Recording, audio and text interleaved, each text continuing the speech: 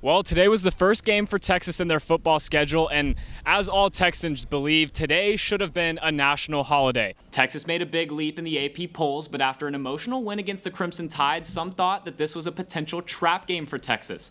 Next possession for Texas, here's Quinn Ewers finding his man Xavier Worthy on the screen, and he would turn on the Jets, going all the way to the house, and Texas would finally take the roof off this place. A crowd that was ready to explode all night finally got some scoring action, and they were excited about it. Here's one more look at it. Xavier Worthy with the little zero step there to freeze his defender, and he's into the end zone. A couple possessions later, Wyoming would stall out immediately, and Quinn Ewers, looking for his man, can't find him, decides he wants to take off on his own, and he gets into the end zone. He is hyped. If you watch this game, you saw that on the sideline, he was trying to fire up his guys in any manner possible, and he did exactly that.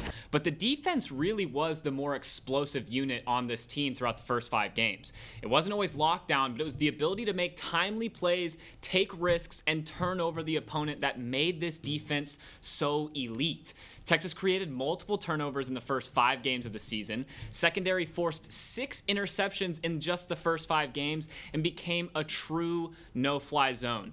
There was one instance versus Rice where they forced interceptions on back-to-back drives, and I believe it was back-to-back throws against JT Daniels, completely flipping the momentum of the game, kickstarting the offense, and getting Texas ready to go for the rest of the game. Women's basketball will host their orange and white scrimmage on October 24th in the Moody Center. All seating will be free and on a first-come, first-served basis, but Texas women's basketball gets started, and it's always great to have some free hoops. The Lone Star Showdown always brings chaos, but after a first matchup that didn't go Texas's way in a 20-point loss, this one was a little bit different. A first half where Texas struggled to get anything going offensively, and where A&M shot the lights out, Texas was able to get it going in the second half to bring home the Lone Star Trophy. The Longhorns and their fans knew what they were getting into in the second half.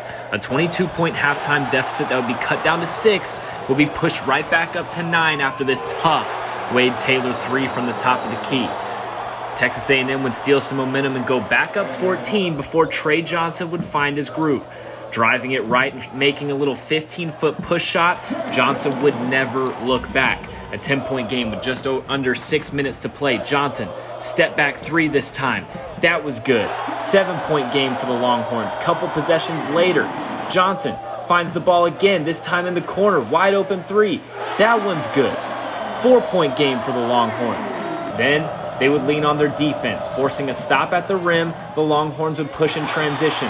Mark would find Jason Kent, who would then look to guess who?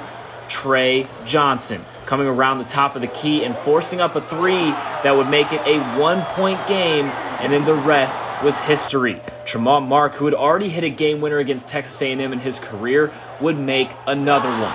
I'll let you take in the final seconds from the Moody Center.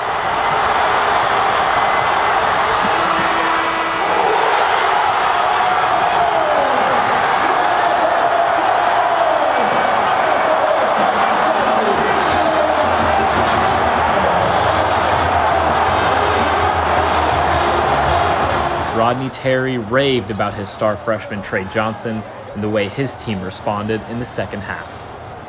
Trey's the top 5 player in the country coming in here. I mean, he better be a guy that can get some things done at a high level. You know, we expect him to be a one-and-done talent, so, the expectations were high for him. They were, expectations we felt like we could deliver on as well. We never want to recruit a youngster and not be able to deliver on those expectations. We always have.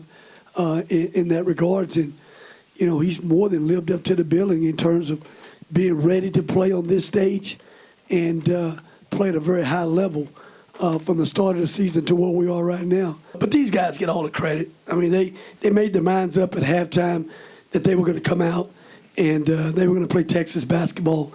They were going to display some Texas fight.